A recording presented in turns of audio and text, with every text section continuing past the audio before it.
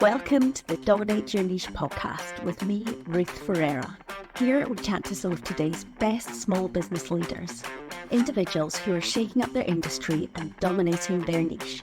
The show tackles all things business growth, from strategy, marketing and branding, and delves into the secrets of what it takes to dominate your niche. The aim of this podcast is to empower founders with big dreams, small and micro businesses, and even solopreneurs who are looking to make a big impact. People who are hungry to learn from those who have gone before them and implement that knowledge to next level in their own business. So welcome, lean in, and then go take action to propel yourself towards dominating your niche in your small business. I'm excited to introduce you to Penny Power. Penny is a UK entrepreneur, international public speaker, author and community builder. Penny has a passion to help companies and individuals to tap into the power of love and connection in today's digital age. She has spoken at companies including BT, L'Oreal, Microsoft, Rolex, and many more. She's been awarded an OBE from the Queen for services to entrepreneurship in social and digital development, and she's worked with the government on the Digital Business Britain Manifesto. Penny runs BIP 100 with her husband, Thomas Power, a community of small business owners, and she works as a keynote speaker, sharing her message that business is personal.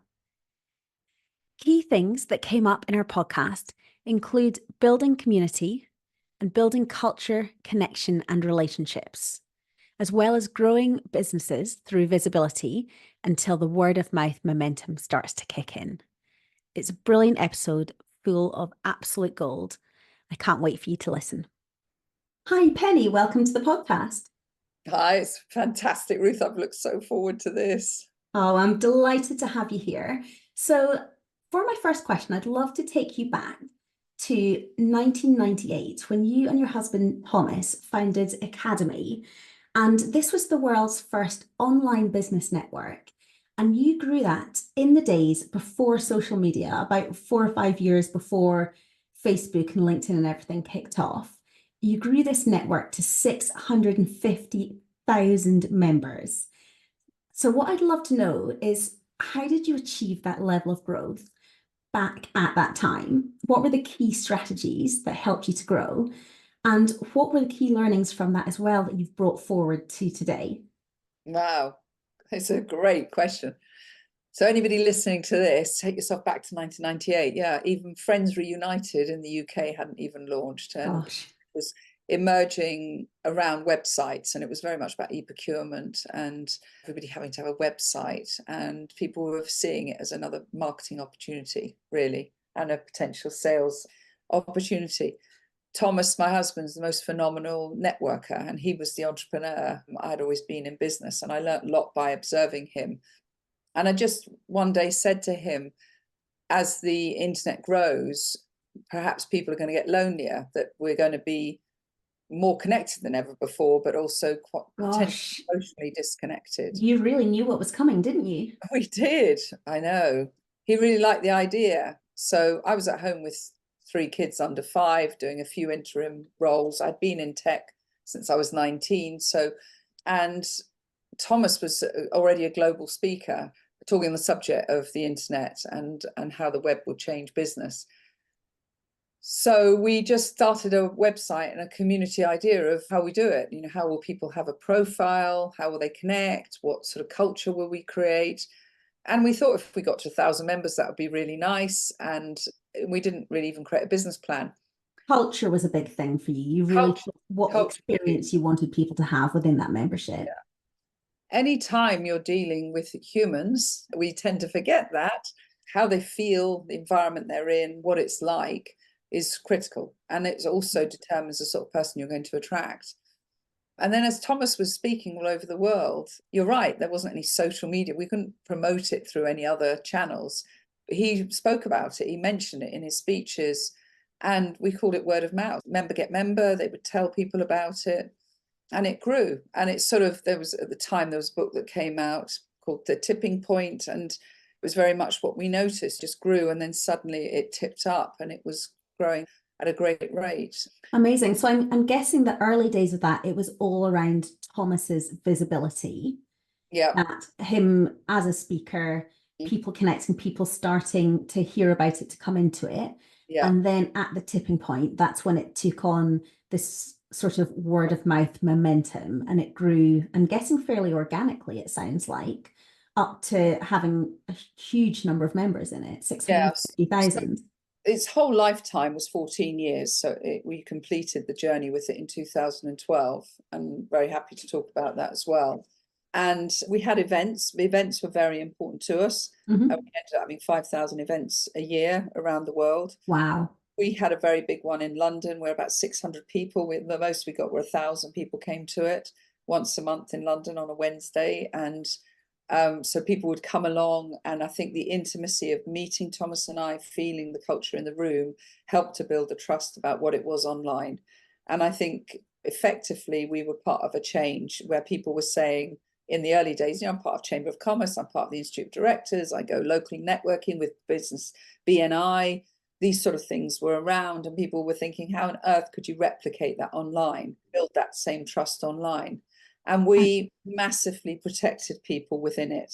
So we had all sorts of profanity filters and ways of noticing, and ways for people to say if somebody was not behaving pleasantly. Thomas and I were very immersed in it, so we could watch behavior. Really important to us that we protected and built a culture of true friendship. And as the business became very diverse across religions and countries and cultures, we had to make sure that everybody had a voice and was supported, and you didn't get into a situation of people being judgmental or cruel to one another. And that really required a lot of our personal attention and leadership within it. I can imagine. Yeah. So what learnings from that time, because we're going to touch on your current business, but what learnings from that time have you brought forward? Because obviously the world is a very different place these days. Yeah, it is. When we started, the term social networking, that came around really with Facebook. Mm-hmm. Even LinkedIn wasn't seen as social networking because it was very corporate. So LinkedIn came in 2002, Facebook 2004. And the term around 2004 became social networking. And up until then, we called it business networking or friendship, etc. Then it was actually around 2009, this is an important timeline. It was when social media took over. And we saw it moved from conversation to broadcast. And I think if you tracked mental health challenges alongside social media, yeah, same line. Broadcast is a very different world. What did we take into the future? We still believe very deeply in networking and in real personal networking, and that's real connection. Real connection. And that's actually when networking even became abused, and we turned it into the importance of community. Community is a very different word. And so around 2007, we started talking about community as opposed to belonging to a network. And we said networks are more a utility, you use a network, whereas community, you have a sense of belonging. A community has a much more emotional sense. Which brings us perfectly on to BIP 100. So this is your current day business. It stands for Business is Personal, and I believe it's a network of 100 business experts. Now, this is very much the other end of the spectrum size-wise. It's very niche. I don't know of any other networks who work quite like BIP does. Could you tell me why you chose that niche and what was the inspiration behind it? So two key things. We actually looked at Academy, and there were 650,000 members. They were all ended up being in groups, and they were geographical groups more than sector-based groups. Mm-hmm. And we noticed there were tended to be about 100 people in each one. Okay. Right. And we saw that 100 people tends to be a comfort level. The magic number. The magic number. I think Dunbar's law is, I think Tom, my husband's in the room. Dunbar's law is what, how many? It's between 100 and 200. It takes a 150. Yeah, so 150 average. Sorry here. Okay. Everyone. Hi, Thomas. Nice. My amazingly clever husband. And that is about the human capacity to connect at a deeper level. Right. So broadcast to hundreds and thousands of people. Our son's got over 550,000 followers on Instagram. Wow. Can he talk? That makes you think, though, like if we think of our personal networks, like who are my 150? Yeah, yes, exactly. And I even mean, 50 is pushing it, but you might find it. But what we found is that 100, for Thomas and I, when we were running Academy, it became a machine that we were running. We are very deep, intimate people. We love to really deeply support people, especially that's got to be challenging with that number of people. It's just not exactly. possible. No, impossible. And it was quite embarrassing when we would be stopped on a tube in London or in New York or somewhere, and people would say, "Hi, Penny and Thomas," and we'd look at them and think, I don't want to make you feel insignificant, but I don't know who you are. Oh gosh, it's so awkward. I get that as well. Yeah. Very probably less than you did, Yeah. but yeah, it's Yeah, exactly. really awkward. It is, because it sort of seems so insincere and ungrateful for their connection. So when we decided in 2020 to start a community again, we said, right, let's just make it intimate so that Thomas and I can know each person, understand their life journey, understand what their needs are, be able to talk to them, set up one-to-ones with them if they need a chat, and really manage the culture so that business is personal. And the phrase business is personal came from a book that I wrote in 2018, which was really when I started to notice that there was so much hype and hustle around business ownership and entrepreneurship that everybody was making out it was easy, it's a breeze, and I'm winning all these awards, and I'm winning this, and I've got this, and I'm driving this car, and I've bought this house, and I'm on this holiday. And the reality of entrepreneurship and business ownership is very different. Very different, absolutely. Yeah. And also each of our definition of success is very different. Yes, I'm 100% with you there. And what matters to one person, what success is to them, might sound like somebody else's worst nightmare. Absolutely. And actually, Thomas and I, at one point we were valued at 22 million. The business was valued at 66 million, and we had investors. That actually wasn't what we celebrated in life. Yes. And it's on paper, there's a hell of a lot of BS around people's success. Yeah. And often when you get to that level, so the other individuals I know who've taken on massive investment and had massive, massive growth off the back of it, household names, they look back and they actually wonder if they should have taken on the investment or if they should have stayed small, stayed true to their values. Often there's regret there. Yeah, I mean, there is a term for people miserably successful. A number of people we've met who have exited businesses, put millions into the bank, and almost suicidal. In fact, I do know one guy who's owned a huge national brand name that we know really well, who literally was suicidal. His wife got him through a very difficult patch once he had exited. So, I mean, deep down, our human desires are contribution and purpose, and it's not about a monetary worth. And when you get to the point where you look around and think, well, who am I? Enough can never be enough. So Business is Personal, the book I wrote, was a really important book because it was a journey. Now, chapter 2 is called Being Broken. It is the real story of building a business and then what ultimately happened with it. Also, a lot of learnings around our characters and what our own definition of success is. Actually, let me throw you an unexpected question. What is your definition of success? My definition of success, well, I'm very driven by love and connection. And I want to have a successful marriage. I want to have a successful family life. I want to have time for people. I want to have peace in my heart.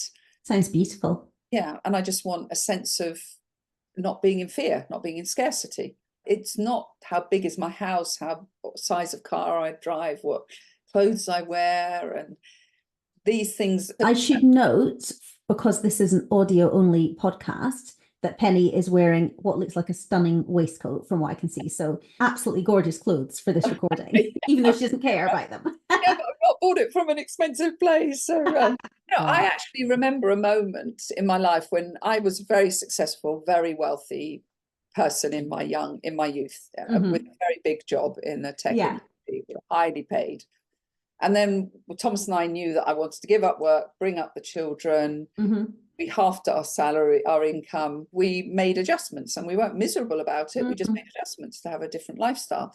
And I remember from being able to, this is in the 80s, being able to go out and spend £500 on something, a piece of clothing, and not think anything of it, to the day when I went to Marks and Spencer's and bought myself some new pants and put it out on the bed and worshipped these new pants because they were really exciting to me, far more exciting than the 500 Oh pound. gosh, isn't it funny the different seasons in life? It is. It's beautiful. And Yeah. that sense of gratitude and not taking things for granted is a beautiful thing. So business is personal is a philosophy in its own right. It's about finding your own track, finding your own definition of success, and also realizing that life is not linear and we go through a lot of personal traumas in life that we have to get through, and our personal life can affect our business and our business can affect our personal life.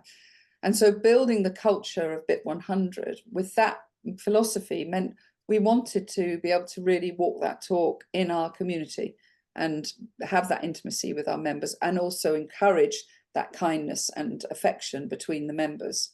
And so that again meant it needed to be just 100 people. Amazing. So in your book, which we know is called Business is Personal, you refer to yourself as an accidental entrepreneur. And so many, I would say around 80% of the business owners I know fall into that category. Yeah. I would love to know, what are the biggest lessons you have learned along the way of your accidental entrepreneurship? Oh, wow. I would say one of the biggest ones was learning to be a business person. A lot of people build their business around their passion, their expertise, but it doesn't mean to say that business in itself is easy. That's why people need coaches like you. Yes, and honestly, I work with those people, that they are like part of my key demographic, because you can be amazing at what you do and have no flipping idea how to actually be successful doing it as a business. Of course, they should teach this stuff in schools, but they don't. No, exactly. But then I really honor people like yourself that have got an expertise in business, like I would honor someone who's got an expertise in SEO or in WordPress or in managing accounts and finance. These are people that have honed their expertise into something. So if I'm, for example, an expert in community and understanding how to build community, it doesn't mean to say I'm an expert in business. And I don't think we shouldn't be embarrassed about that. And so a lot of people have failures in business. We should never be embarrassed by our failure, because how do we know how to start a business? It's all there to learn. I think that's the key thing that people need to realize, is that they can educate themselves and quite simply become strong in that area, even if they start off having no idea what they're doing.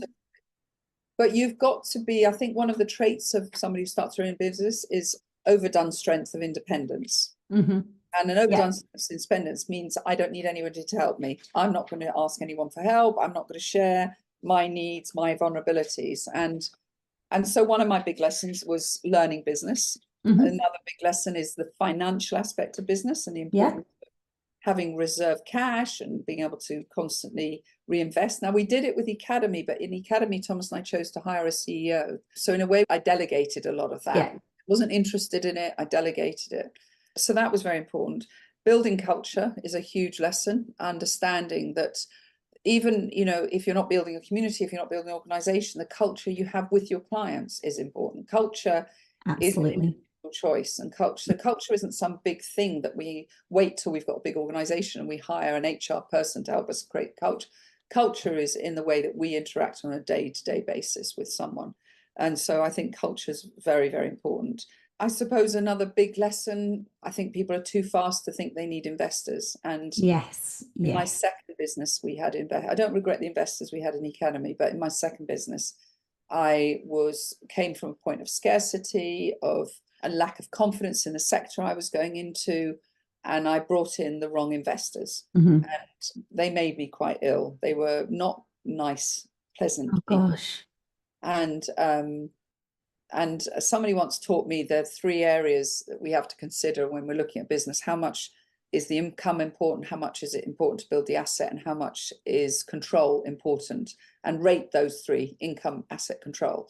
And when I brought in investors, income was important to me. And so was control. Actually, building the asset was not as important to me.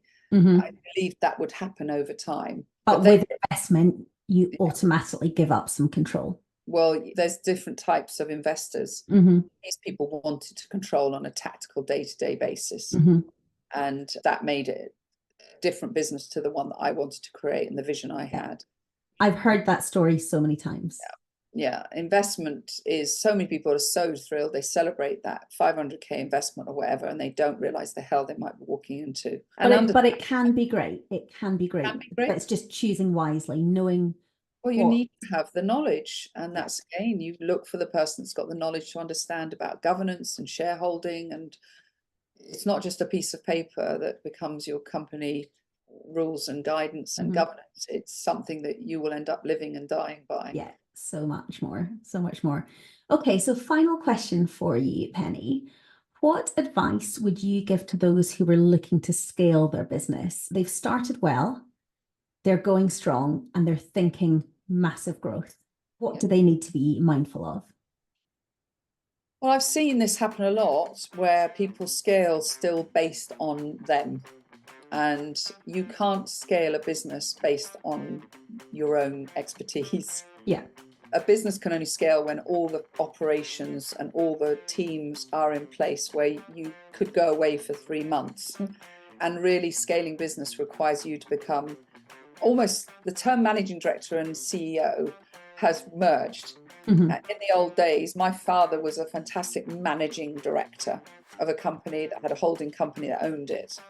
And I think if you own your own business, you need to be able to elevate yourself to a CEO and bring in managing directors, absolutely, and have really strong operations in the business. And I think a lot of people scale before they have that in place, and that's where it becomes very dangerous, because you just scale on yourself, and then that's burnout. Yes, that's so easy to happen. Yeah. Amazing. So great systems, keeping costs down. You mentioned when we were chatting before, and just being very mindful of cash flow.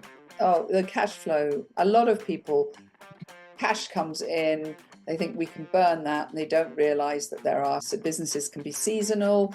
I mean, we all know, I think it's extraordinary in the UK, where Christmas, April and summer are often the most challenging months. So you've got 3 months of the year. In a way, a lot of the UK economy, depending on what type of business you have, is a 9-month economy. And people aren't realizing how much you need cash moving into those quieter periods, for example. So reserve. Absolutely. I was thinking about that earlier, actually. I'm very blessed to have 2 young children. Sometimes it's not a blessing, sometimes it's a juggle. But the actual months of the year that I manage to work properly are very limited. And I think that's true for a lot of people, especially those with families. Absolutely. And then the other thing is, I don't think people value suppliers well enough.